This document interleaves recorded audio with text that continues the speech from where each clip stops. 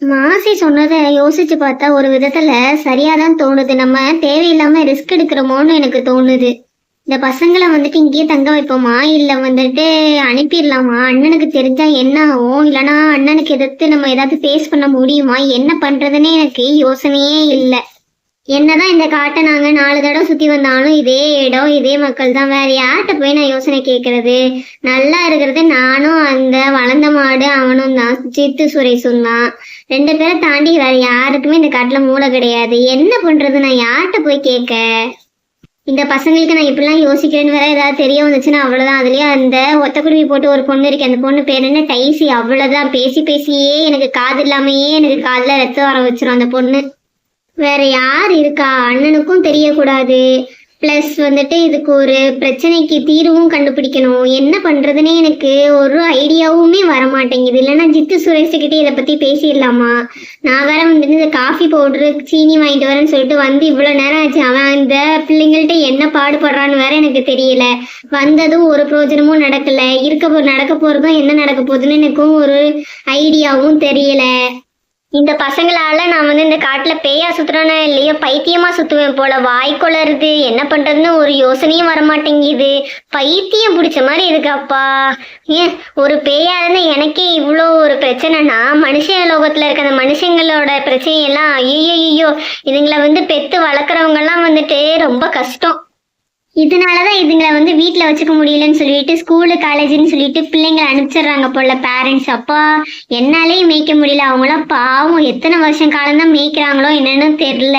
ஏன் சே பிள்ளைங்கள அதுங்க அடங்காப்பிடாதீங்க. சரி போவோம். ஜித்து சுரேஷோட நிலைமை என்ன ஆச்சோ பாவம். இவ்வளவு நேரம் இப்படிதான் அந்த பிள்ளைங்களை மேய்ச்சானே எனக்கு தெரியல. வெறுங்கையோட நான் வேற போறேன். பையன் பார்த்து மிரள போறான். காஃபி பவுடரு வாங்கிட்டு வரேன்னு சொல்லிட்டு போனவன் தான் நானும். ஒரு யுகம் கழிச்சு திரும்பி போறேன். பையன் வந்துட்டு உயிரோட இருக்கானா இல்லைன்னு வேற எனக்கு தெரியல. எப்படிதான் அந்த டைசி பொண்ணு பேசி பேசியே அவனை சாவடிச்சிருக்கோம். நானும் வந்துட்டு இந்த மனுஷங்களை நம்பி போனேன். ஏதாவது ஒரு காஃபி பவுடராது இல்லை சீனியாவது கொடுப்பானு. அவனுக்கு போய் சொன்னாலும் அவனோனும் ஒன்றும் பண்ண மாதிரி ஒரு பிரயோஜனமும் இல்லை. ஒரு பக்கெட்டு வந்துட்டு இந்த மாசி வந்துட்டு பயமுறுத்திட்டு போயிட்டா.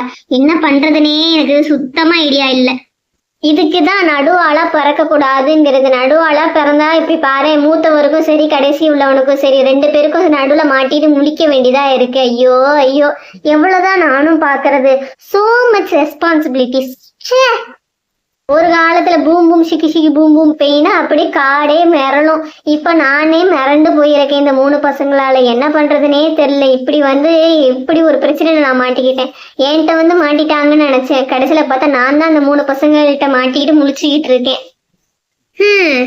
இந்த மாதிரி பூதங்கள்கிட்ட மாட்டிக்கிட்டா அப்ப இந்த மாதிரி மனுஷங்க ரொம்ப பயப்படுவாங்கன்னு நினைச்சா இங்க பார்த்தா அப்படியே உள்டாவா பசங்கள்கிட்ட மாட்டிக்கிட்டு இந்த பூதங்கள் தான் முழிச்சுக்கிட்டு இருக்கு.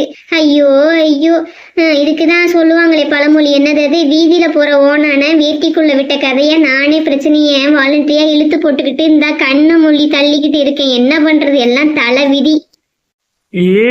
பூம் பூம் சிக்கி சிக்கி பூம் பூம் வந்துட்டியாடா ஒரு வழியா? அப்பாடா அந்த பொருளெல்லாம் தாடா, நான் டக்குன்னு போயிட்டு அவங்க கேட்கறத செஞ்சுட்டு வரேன். எங்கடா வெறுங்கையோட வந்திருக்க? என்னாச்சு? ஏதாவது பின்னாடி ஏதாவது பறந்து வருதா என்ன? சொல்லுடா. டே ஜித்து சுரேஷ் நீ மன்னிச்சிடுறா. நான் காஃபிக்கு தேவையான பொருளை வாங்கிட்டு வரேன்னு சொல்லிட்டு போனேன்ல. ஆனா போன இடத்துல வேற ஒண்ணு நடந்துச்சுடா. என்னால அது கொண்டு வர முடியலடா. மன்னிச்சுக்கடா. இனி இப்ப எனக்கு என்ன பண்றதுனே தெரியலடா. அந்த பசங்க என்னடா சொல்றாங்க? என்னடா சொல்ற? இப்ப வந்து இப்படி சொல்லிக்கிட்டு இருக்க? இங்க வாயேன். டே மன்னிச்சுக்கடா. இனிய போன இடத்துல வந்துட்டு நிறைய பிரச்சனைடா. அதனால தான்டா என்னால முடியல. மன்னிச்சுக்கடா. இப்ப என்ன பண்றதுன்னு யோசிடா. அதுக்கு அப்படி என்னடா நடந்துச்சு? தலை போற காரியம் என்ன ஆச்சு? போன இடத்துல என்ன பிரச்சனை சொல்லு. சொன்னாதானே எனக்கு தெரியும். என்னாச்சு? யாராவது ஏதாவது சொல்லிட்டாங்களா? என்னாச்சு? வேற ஏதாவது பூதம் வந்து பயமுத்திருச்சவனிய? நீ அதுங்களை பயமுத்துவேன்னு நினைச்சா என்னடா ஆச்சு? சொல்லுடா. யாரும் எதுவும் பண்ணல. அதுதான் இங்க பிரச்சனை. தெளிவா சொல்லுடா. புதிர் வச்சு சொல்லிட்டு இருக்க அண்ணன் மாதிரி. ஒழுங்கா தெளிவா வந்துட்டு சொல்லு என்ன நடந்துச்சுன்னு. புரிஞ்சாதானே எனக்கு அடுத்து என்ன பண்றேன்னு நான் யோசிக்க முடியும். சொல்லுடா டக்குன்னு. நேரம் இல்ல. அந்த பசங்க வேற அடம் பிடிச்சுக்கிட்டே இருக்காங்க. அது வேணும் இது வேணும்னு. நம்ம இதான் என்ன பண்ண அதை சொல்லு. ஏய் நம்ம ஏஜென்ட் ஒருத்தன் வந்து இந்த மனுஷ லோகத்துல இருக்காங்களடா, அவன்கிட்ட வந்து சொல்லி இந்த மாதிரி எனக்கு பொருள் வேணும் அப்படின்னு சொல்லிட்டு அவன் பண்றேன்னு சொல்லிட்டு இருந்தவன் பண்ணி ஓட்டிக்கிட்டே இருந்தான்டா. நேரம் தாண்டா ஓடுச்சு. நடுவில் நம்ம மாசி இருக்கால, மாசி அவ வந்தாடா. வந்துட்டு என்ன பூம் பூம் சிக்கி சிக்கி பூம் பூம் பேய் ஒரு மாதிரியா இருக்குன்னு கேட்டாடா. நான் நடந்ததெல்லாம் சொல்லிட்டேனா?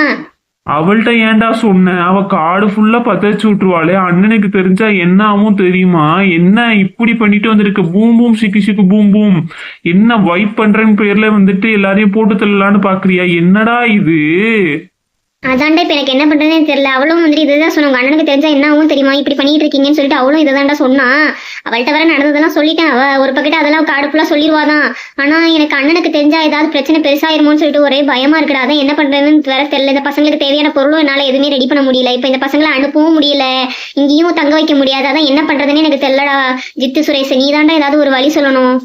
டேய், பிரச்சனை மேல பிரச்சனை பண்ணிட்டு இப்ப என்னைய வந்துட்டு இந்த அதுக்கு வழி சொல்லு இதுக்கு வழி சொல்லுன்னு சொல்றியடா. மனசாட்சியே இல்லாம அந்த பசங்களை வந்துட்டு அப்பயே வந்துட்டு அனுப்பிச்சிருந்திருக்கலாம். நீ தான் வந்துட்டு பாட சொல்லி எனக்கு ஃப்ரெண்டா இருங்க, அப்படி இருங்க இப்படி இருங்கன்னு சொல்லி கூட்டிட்டு வந்து உட்கார வச்சு இப்ப வந்துட்டு ஆராத்தி எடுத்துட்டு என்னையும் வந்துட்டு வழி சொல்லு அது சொல்லுன்னு சொல்ற பத்தியா? அங்க நிக்கிறடா நீ பூம் பூம் சிக்கி சிக்கி பூம் பூம் போய் உன்னைய வச்சுக்கிட்டு ஒன்னும் பண்ண முடியல. இப்ப என்ன பண்றதுன்னு யோசி. அது தெரியாம தானே நான் உன்ட்ட வந்தேன். நீ என்கிட்ட கேட்குற, உனக்கே தெரியும் நான் எவ்வளோ பெரிய மக்குன்னு. என்கிட்ட போய் நீ இப்படி கேட்டுட்டு இருக்க. நீ தானடா வந்துட்டு ஏதாவது வழி அப்படி இப்படி யோசிப்பா. ஏதாவது யோசிடா ப்ளீஸ்டா. டேய், யோசினா என்னடா பண்றது? நீ அதையும் பொருளும் வாங்கிட்டு வர மாட்ற. பிரச்சனையை வேற வாலண்டியர் இழுத்து விட்டு வந்திருக்க. மாசிக்கிட்ட வேற சொல்லியிருக்க.